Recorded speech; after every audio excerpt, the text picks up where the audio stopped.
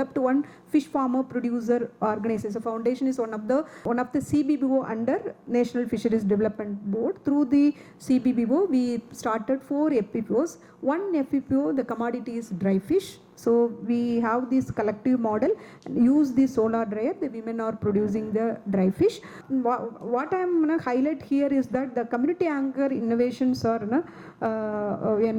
ensures the sustainability. So most of the policies are not even the startup case, they focus more on individual the value addition. So that is also one of the area we have to concentrate when we promote and the entrepreneurship or startups these things. So one of the key message from our ground experience is that the sustainable fisheries entrepreneurship in India will succeed only when community institutions are treated as innovators, conservation is embedded in the business models, and policy frameworks are grounded in the participatory and field tested evidence.